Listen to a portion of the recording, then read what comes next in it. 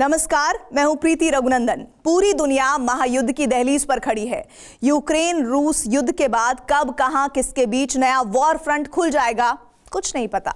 Ukraine में जो हथियार झोंके जा रहे हैं और अमेरिका, रूस, चीन जैसे देश जिन हथियारों की धमकी दे रहे हैं, वो हथियार धरती के विनाश के लिए काफी हैं। अगर यूक्रेन की लड़ाई विश्व युद्ध में बदली तो शायद महाभारत जैसा ही भयानक युद्ध होगा। ये पौराणिक कहानी तो शायद आपने भी सुनी होगी कि महाभारत युद्ध के बाद धरती से एक युग का ही अंत हो गया था। द्वापर युग का अंत करने वाली शक्ति पाताल से निकली थी। क्या इस बार भी कुछ ऐसा ही होने वाला है? अमेरिका, चीन, रूस के बीच परमाणु पनडुब्बियों की होड़ की इनसाइड स्टोरी पर है हमारी ये स्पेशल टेली सीरीज जल दैत्य ब्लू वाटर हंटर, जिसके पहले एपिसोड में देखिए तक्षक और to extinction.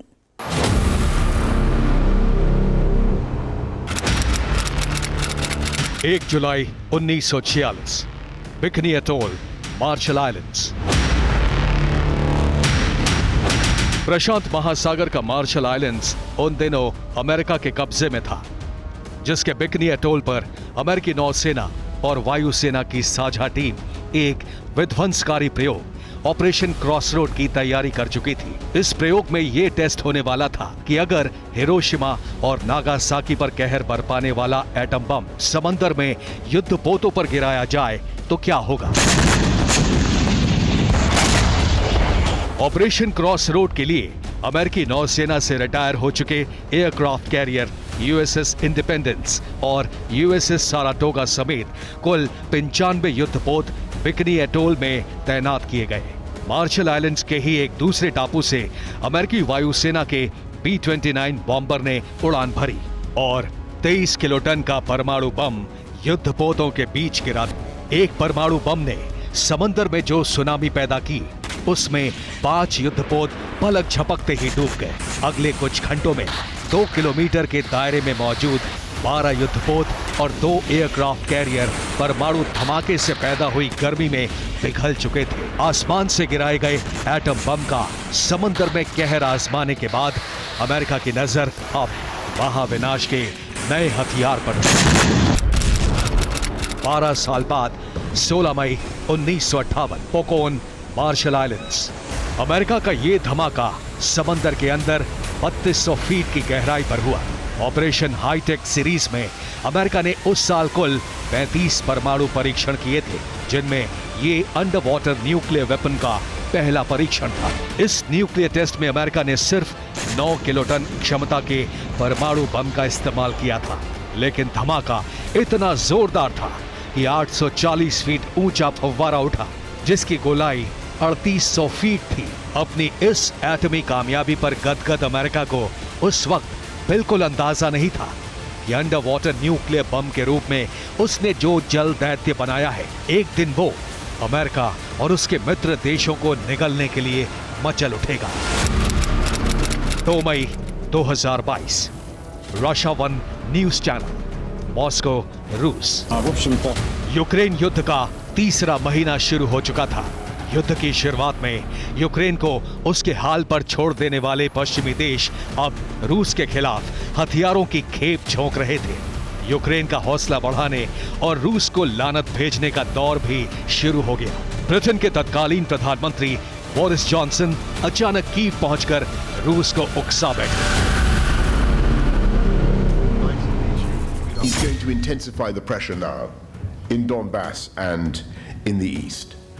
And together with our partners, we are going to ratchet up the economic pressure, and we will continue to intensify week by week the sanctions on Russia. We will give you the support that you need, the economic support, but also, of course, the defensive military support, in which I'm proud to say that the UK helped to lead the way. Boris Johnson के Ukraine दौरे को अभी महीना भी नहीं बीता था कि रूस के मशहूर टेलीविजन एंकर दिमित्री किसेल्योव ने ब्रिटेन को खुली धमकी दे डाली। रूसी चैनल पर बाकायदा एनिमेशन चलाकर बताया गया कि पूरे इंग्लैंड को समंदर में डुबो देने के लिए रूस का सिर्फ एक परमाणु हथियार काफी है, जिसका नाम है पोसाइडन।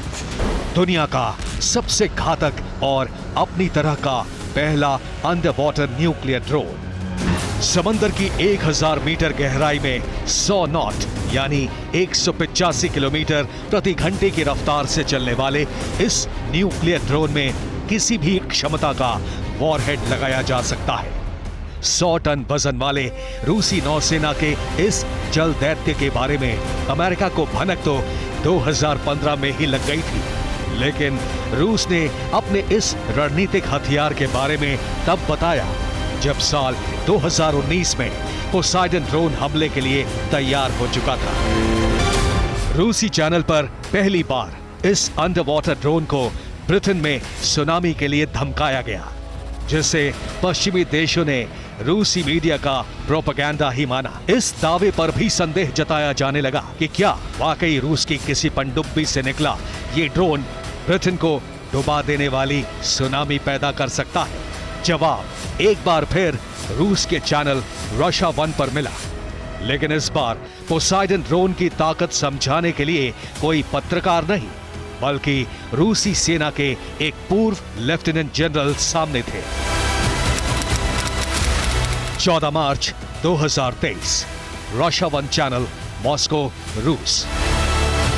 रूस की सेना में 31 साल बिताने वाले रिटायर्ड लेफ्टिनेंट जनरल येवगेनी बुझिंस्की ने ब्रिटेन और पश्चिमी देशों को आगाह किया कि अंडर वाटर ड्रोन पोसाइडन सचमुच ब्रिटेन की जल समाधि के लिए काफी है।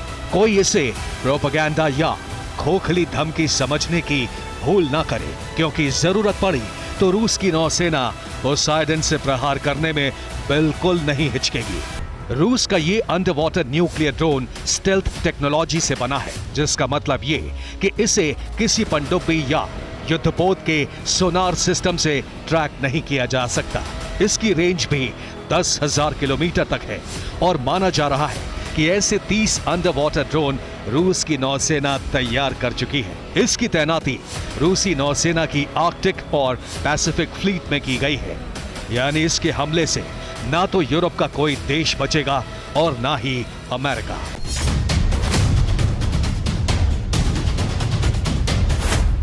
चीन, रूस और अमेरिका, इन तीनों देशों के पास इंटरकॉन्टिनेंटल बैलिस्टिक मिसाइलों की भरमार है। एक दूसरे पर हमला करने के लिए कहीं जाने की जरूरत नहीं है। फिर अमेरिका, रूस और चीन के बीच परमाणु पनडुब्बियां बनाने की होड़ क्यों मची है? क्यों पनडुब्बियों को मॉडर्न वॉरफेयर का सबसे घातक हथियार माना जा रहा है? देखिए टेली सीरीज का यह एपिसोड अंधा युग, रेस फॉर कंट्रोल।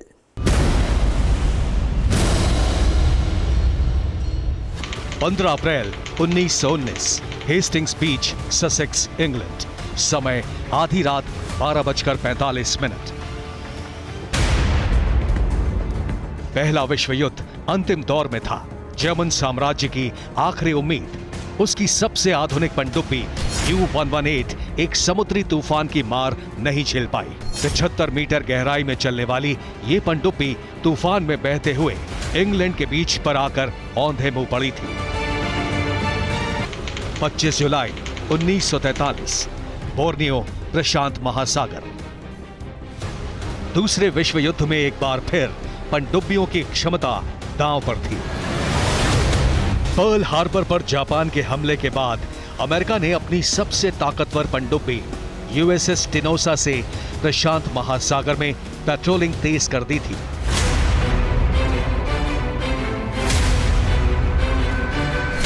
दूसरे विश्व युद्ध में ही नॉर्वे के पास ऑस्ट्रेलिया की रॉयल नेवी की 5वीं फ्लीट की एक पनडुब्बी डूब चुकी थी। ऐसे में अमेरिकी पनडुब्बी टिनोसा की नाकामी से एक बार फिर पनडुब्बियों के भविष्य पर सवाल उठने लगे। लेकिन जल्द ही अमेरिका ने USS टिनोसा की खामी दूर कर दी। इसी पनडुब्बी ने प्रशांत महासागर में दुश्मन के 16 जहाजों को डुबो दिया। अमेरिका उन दिनों न्यूक्लियर रिएक्टर बनाने में जुटा था और उसी से आइडिया निकला कि अगर पनडुब्बी के इंजन को न्यूक्लियर पावर से लैस कर दिया जाए। 10 मई 1955, naval submarine base, new London, Connecticut, America. दुनिया की पहली परमाणु पनडुब्बी अपने पहले पेट्रोल पर रवाना हो चुकी थी।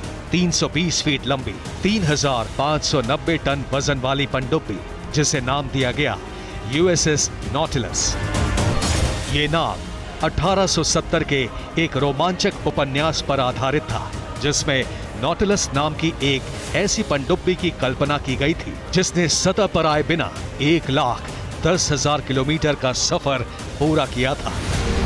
30 दिसंबर 1959, naval submarine base, new London, Connecticut, America. परमाणु पनडुब्बियों की असली दहशत की शुरुआत यहीं से हुई। अमेरिका की नई परमाणु पनडुब्बी यूएसएस जॉर्ज वॉशिंगटन समंदर में उतर चुकी थी, जिसमें हमले के लिए टॉर्पीडो के साथ साथ 16 बैलिस्टिक मिसाइलें भी थी। वो शीत युद्ध का दौर था। एक तरफ अमेरिका अपना दबदबा कायम करने के लिए आए दिन परमाणु पनडुब्बियों से बैलिस्टिक मिसाइलें दागने की नुमाइश कर रहा था। दूसरी ओर सोवियत संघ भी अपनी नौसेना के बेड़े में परमाणु पनडुब्बियों की संख्या बढ़ाने में जुट गया था। अमेरिका की नींद चीन की नौसेना ने उड़ा दी है। चीन करीब 40 साल से अपनी नौसेना को युद्धपोत और परमाणु पनडुब्बियों से लैस करने में जुटा था। अमेरिका को इसकी जानकारी भी थी, लेकिन परमाणु पनडुब्बियां बनाने की रफ्तार से चीन ने अमेरिका को भौचक्का कर दिया। अप्रैल 2023 में अमेरिकी रक्षा मंत्रालय और नेशनल इंटेलिजेंस को मालूम हुआ कि चीन की नौसेना ने अपनी जिन क्लास की परमाणु पनडुब्बियों की फ्लीट हैनान आइलैंड में तैनात कर दी है। चीन की इन परमाणु पनडुब्बियों में एक ने प्रशांत महासागर में पेट्रोलिंग भी शुरू कर दी है। चीन की ये परमाणु पनडुब्बी JL-3 मिसाइल से लैस है, जिसकी रेंज 10,000 किलोमीटर यानी सीधे अमेरिका तक है।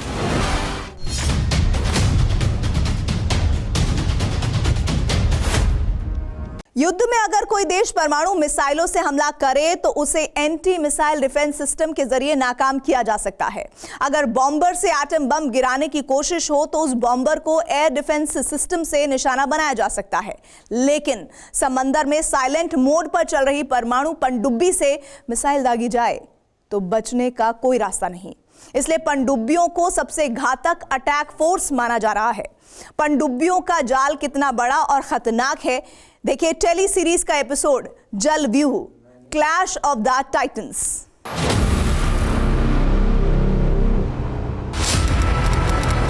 अगस्त 2000, बैरन सी, आर्कटिक, समय दिन में 11:30 बजे। सोवियत संघ के विखंडन के बाद रूस की नौसेना पहली बार परमाणु पनडुब्बी के साथ ड्रिल कर रही थी। 24 क्रूज मिसाइलों से लैस रूसी नौसेना की सबसे आधुनिक और ताकतवर पनडुब्बी कुर्स्क पहली बार फुल स्केल वॉर की रिहर्सल में हिस्सा ले रही थी। 30 युद्धपोतों की फ्लीट थी, लेकिन रूस की निगाहें अपनी इसी पनडुब्बी पर थी। युद्धाभ्यास का तीसरा दिन था और अचानक जोरदार धमाका हुआ। कुर्स्क पनडुब्बी के परखच्चे उड़ चुके थे। 12 घंटे की तलाश के बाद रूसी नौसेना के फ्लीट कमांडर ने राष्ट्रपति व्लादिमीर पुतिन को दिल दहला देने वाली रिपोर्ट भेजी। आर्कटिक महासागर में हुई इस घटना में पनडुब्बी कुर्स्क पर तैनात कमांडर समेत सभी 118 नौसैनिकों की जान जा चुकी थी। 8 जुलाई 2022, सेवरोडोनेत्स्क पोर्ट, उत्तरी रूस। समंदर में दबदबे की जंग में रूस का सबसे नया हथियार बेलगोरोद पनडुब्बी। इस परमाणु पनडुब्बी को बनाने का फैसला 1992 में हुआ था, लेकिन आर्थिक संकट की वजह से 1997 में बेलगोरोद पनडुब्बी प्रोजेक्ट को बंद कर दिया गया। साल 2000 में कुर्स्क पनडुब्बी हादसे के बाद राष्ट्रपति पुतिन ने बेलगोरोद पनडुब्बी का काम दोबारा शुरू करने का आदेश दिया। कुर्स्क की तरह बेलगोरोद पनडुब्बी को ऑस्कर 2 क्लास कैटेगरी में बनाया जाना था, लेकिन पुतिन की शर्त थी कि बेलगोरोद पनडुब्बी में इतनी ताकत होनी चाहिए कि समंदर में उसकी आहट से ही दुश्मनों के दिल दहल जाए।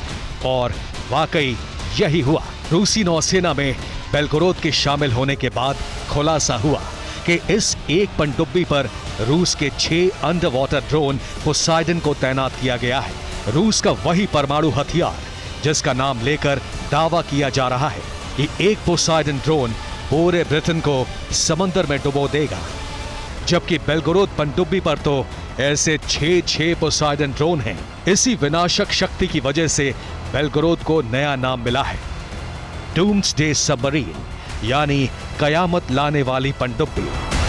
रूस की डूम्सडे यानी बेलगोरोद पनडुब्बी को अकेले ही विश्व विनाश के लिए पर्याप्त माना जा रहा है।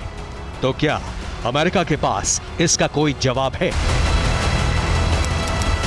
1 अगस्त 2015 प्रशांत महासागर में किसी जगह एक दौर था जब सैन्य ताकत छिपा कर रखी जाती थी, लेकिन अब सैन्य ताकत की नुमाइश जरूरी है ताकि दुश्मन लड़ने के बारे में सोचने से भी डरे। इसी मकसद से अमेरिकी नौसेना ने अपनी ओहायो क्लास पनडुब्बी यूएसएस पेंसिल्वेनिया की ताकत की नुमाइश की।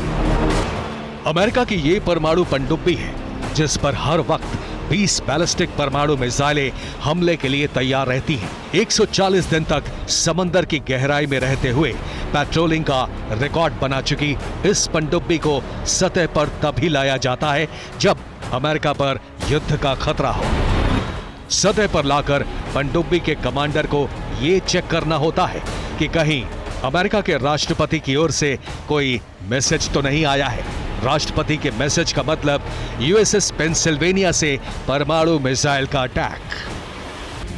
जानकार मानते हैं कि अटलांटिक से लेकर प्रशांत और आर्कटिक से लेकर हिंद महासागर तक दुनिया के हर कोने में अमेरिका की परमाणु पनडुब्बियां पेट्रोलिंग के नाम पर चक्कर लगा रही हैं। औसतन 250 परमाणु मिसाइलें इन पनडुब्बियों पर रेडी टू फायर मोड में रहती हैं। आसान शब्दों में कहें तो पूरी दुनिया परमाणु हथियारों के उस चक्रव्यूह में हर पल घिरी है, जिसका ट्रिगर होने की वजह से ही अमेरिका के राष्ट्रपति को दुनिया का सबसे शक्तिशाली इंसान माना जाता है। और अमेरिका की इसी परमाणु ताकत का भूत चीन के सिर पर सवार है। चीन की अमेरिका से कोई सीधी दुश्मनी नहीं है, लेकिन ताइवान, साउथ कोरिया और जापान, जिन 3 देशों को चीन अपना दुश्मन मानता है, उन तीनों देशों की सुरक्षा की गारंटी अमेरिका ने अपने सिर ले रखी है। इसलिए चीन अपनी नौसेना को अमेरिका की टक्कर का बनाने के लिए बेचैन है। इसी बेचैनी का नतीजा है कि साल 2014 तक चीन के पास सिर्फ 3 परमाणु पनडुब्बियां थी, जबकि 2023 आते आते चीन की नौसेना 16 परमाणु पनडुब्बियां अपनी फ्लीट में शामिल कर चुकी है। पूरी दुनिया में सिर्फ 6 देश हैं जिनके पास परमाणु पनडुब्बियों की ताकत है। इन 6 देशों में भारत का नाम भी है। परमाणु पनडुब्बियों की सबसे बड़ी खासियत है कि ये बिना सतह पर आए महीनों क्या कई साल तक समंदर में गश्त लगा सकती हैं, हमले कर सकती हैं। दिक्कत सिर्फ एक ही होती है कि पनडुब्बियों पर तैनात नौसैनिकों के राशन की सप्लाई कैसे होगी। चीन और रूस से मिल रही चुनौतियों का जवाब देने के लिए अमेरिका ने इसका इंतजाम भी कर लिया है। अब अमेरिका की परमाणु पनडुब्बियों पर जरूरी सामान की सप्लाई नौसेना और वायुसेना के विमानों से होने लगी है।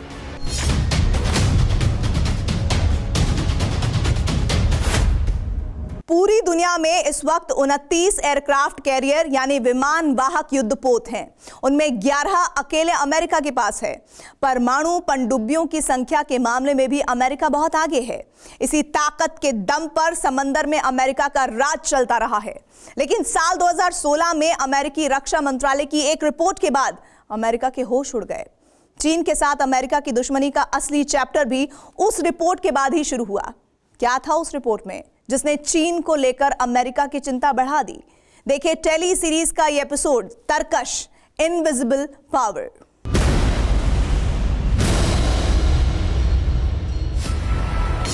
तीन सितंबर 1954 केनमैन आइलैंड, ताइवान। ताइवान पर कब्जा करने के लिए कम्युनिस्ट चीन का ये पहला हमला था। चीन की नौसेना की छोटी छोटी नावों पर सवार पीपल्स लिबरेशन आर्मी के सैनिक ताइवान में घुसने की कोशिश कर रहे थे, जिनका मुकाबला करने के लिए अमेरिका ने अपनी नौसेना का बेड़ा ताइवान रवाना कर दिया। ताइवान पर चीन के हमले के 9वें दिन अमेरिकी सेना के तत्कालीन जॉइंट चीफ ने राष्ट्रपति हेनरी एस ट्रूमन को सलाह दी कि अमेरिका को चीन पर परमाणु हमला कर देना चाहिए। हालांकि इसकी नौबत नहीं आई, क्योंकि लगभग 7 महीने बाद चीन ने यह कहकर ताइवान के साथ युद्ध विराम कर दिया कि वो अमेरिका के साथ जंग नहीं चाहता। 4 साल बाद 23 अगस्त 1958 डोंगडिंग आइलैंड, ताइवान।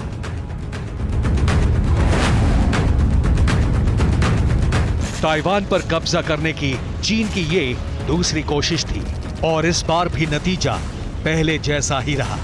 चीन की नौसेना कमजोर थी, जबकि अमेरिकी नौसेना की मदद से ताइवान की सेना संख्या में अपने से 2.5 गुना बड़ी चीनी सेना पर भारी पड़ी। 3.25 महीने बाद एक बार फिर चीन को युद्ध विराम करना पड़ा।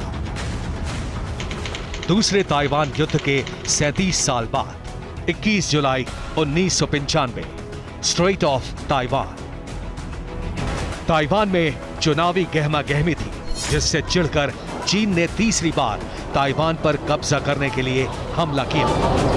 नौसेना की ताकत के मामले में चीन की कोई हैसियत नहीं थी, इसलिए रणनीति बदलते हुए चीन ने अपने DF-15 मिसाइलों और लड़ाकू विमानों का इस्तेमाल किया। लेकिन इस बार भी चीन की राह में अमेरिका रोड़ा बन गया। ताइवान पर 3 बार हारने के बाद चीन को एक बात समझ में आ गई कि अपनी नौसेना की ताकत बढ़ाए बिना वो ताइवान पर कब्जा नहीं कर पाएगा। 25 सितंबर 2012 डालियान, शेनयांग, चीन। चीन का पहला एयरक्राफ्ट कैरियर लियाओनिंग PLA की नेवी में शामिल हुआ। ये पुराना एयरक्राफ्ट कैरियर था जो सोवियत संघ के बंटवारे के बाद यूक्रेन के हिस्से में आया था और चीन ने इस पुराने एयरक्राफ्ट कैरियर को यूक्रेन से खरीद लिया था। 20 मई 2015 स्प्रैटले आइलैंड, दक्षिण चीन सागर। अमेरिकी नौसेना के 7वें बेड़े पर तैनात 2 ही विमान गश्त पर था। अचानक विमान के कॉकपिट में एक वार्निंग गूंजने लगी। अमेरिकी विमान को ये चेतावनी चीन की नौसेना ने दी थी। चीन की नौसेना के तीखे तेवर से अमेरिका का पहली बार पाला पड़ा था। पहली बार अमेरिका को समझ में आया कि चीन अब समंदर में अमेरिका के दबदबे के लिए चुनौती बन चुका है। हालांकि चीन की नौसेना की तैयारियों की चर्चा अमेरिका में 2 साल पहले ही शुरू हो चुकी थी। 7 मई 2013 पेंटागन, वर्जीनिया, अमेरिका। कुल 11 एयरक्राफ्ट कैरियर और लगभग 350 युद्धपोतों के साथ अमेरिका के पास दुनिया की सबसे ताकतवर नेवी थी। लेकिन 2022 आते आते चीन ने अमेरिका को पीछे छोड़ दिया। अमेरिकी रक्षा मंत्रालय ने भी मान लिया कि साल 2025 तक चीन की नौसेना 400 से ज्यादा युद्धपोत, डिस्ट्रॉयर, फ्रिगेट्स और एम्फिबियस जहाजों से लैस हो जाएगी। ग्लोबल ऑर्डर में ये अमेरिका की बादशाहत के लिए खतरे की घंटी है।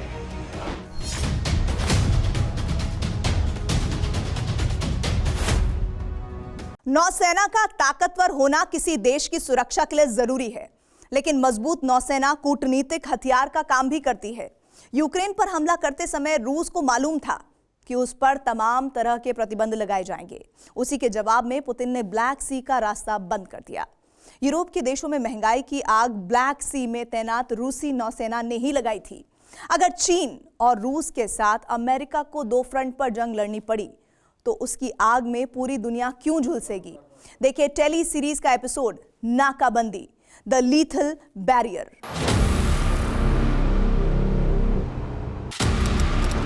अठारह नवंबर 2022 लंदन। लंदन का डिपार्टमेंटल स्टोर, ग्राहकों की भीड़ कम थी। तभी दुकानदार की नजर एक युवक पर पड़ी जो थैले में राशन का सामान भरकर तेजी से भागा।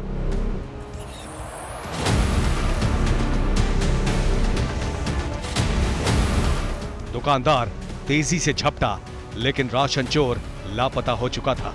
ऐसी घटनाएं लंदन की दुकानों में अब आम बात हो चुकी है, खाने पीने का सामान चुराने वालों की संख्या इतनी बढ़ गई है कि अब खाने के पैकेट पर सिक्योरिटी कोड लगाने की नौबत आ गई है। डिपार्टमेंटल स्टोर के ग्रोसरी सेक्शन पर नजर रखने के लिए खास तौर पर सीसीटीवी कैमरे लगाए जा रहे हैं। आपको शायद हैरानी होगी, लेकिन सच्चाई यही है कि लंदन ही नहीं बल्कि पूरे ब्रिटेन में पेट भरने के लिए चोर बनने की मजबूरी पैदा हुई है, तो उसके पीछे सबसे बड़ी वजह है यूक्रेन युद्ध। यूक्रेन पर रूस के हमले का पहला असर ही यूक्रेन के बंदरगाहों पर पड़ा। बंदरगाह बंद हुए तो यूक्रेन से यूरोप और पश्चिम एशिया के देशों को गेहूं, मक्का और सूरजमुखी बीज की सप्लाई बंद हो गई। उसी वक्त समझ में आ गया था कि बहुत जल्द यूरोप के लोगों के सामने भी भूखों मरने का संकट पैदा होने वाला है। 1 जून 2022, वेटिकन सिटी। समंदर में दबदबा किसी देश की रणनीति के लिए क्यों जरूरी है, इसका एहसास अब आम लोगों को भी हो चुका है। इसीलिए जिन देशों की सीमा समुद्र से जुड़ी है, ग्लोबल ऑर्डर में उन्हीं का सिक्का चलता रहा है। अमेरिका से लेकर रूस और चीन तक का फोकस इसीलिए अपनी नौसेना पर है, क्योंकि नौसेना सिर्फ दुश्मन की घेरेबंदी और उस पर हमले नहीं करती, बल्कि समंदर के रास्ते होने वाले कारोबार की नाकाबंदी भी करती है। पूरी दुनिया में जितना कारोबार होता है, उसका 80% समुद्री रास्तों से ही होता है। अगर युद्ध की वजह से समुद्री रास्ते बंद हुए तो युद्ध की आंच उन देशों तक भी पहुंचती है जिनका जंग से कोई लेना देना ही नहीं। यूक्रेन पर हमले के बाद ब्लैक सी की नाकाबंदी और उससे पैदा हुई महंगाई इसकी मिसाल है। दिक्कत यह है कि जंग का उन्माद अब भी थम नहीं रहा। फिनलैंड के नेटो का सदस्य बनने के बाद अब तनाव बाल्टिक सागर में है, जिससे आर्कटिक महासागर के सी रूट पर खतरा मंडरा रहा है। वहीं दक्षिण चीन सागर में चीन और अमेरिका ताइवान का टकराव अगर युद्ध में बदला तो पूरी दुनिया तबाह हो जाएगी, क्योंकि साउथ चाइना सी के रास्ते हर साल करीब $3.5 ट्रिलियन का कारोबार होता है। ताइवान के साथ जंग हुई तो या तो सामान की सप्लाई ठप होगी या फिर माल ढोने वाले जहाजों को लंबा चक्कर काटना पड़ेगा, जिससे माल की ढुलाई महंगी हो जाएगी। इजराइल का सीरिया, ईरान, लेबनान के साथ तनाव भी जंग की ओर बढ़ रहा है। इससे भूमध्य सागर के शिपिंग रूट पर संकट है। एशिया से यूरोप और अफ्रीका तक कारोबार का सबसे सस्ता और आसान रास्ता भूमध्य सागर से ही गुजरता है। वो बंद हुआ तो क्या होगा, इसका अंदाजा आसानी से लगाया जा सकता है।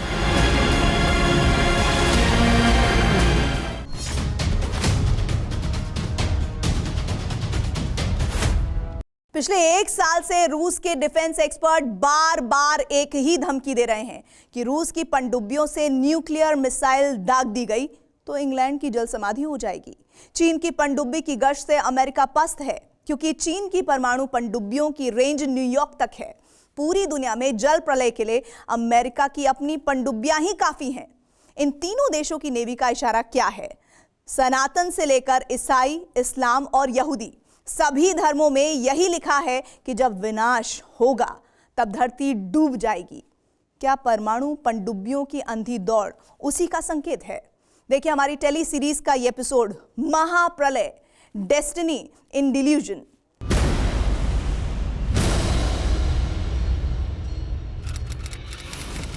लगभग 7100 वर्ष पूर्व त्रेता युग का अंत। लगभग 5100 वर्ष पूर्व द्वापर युग का अंत।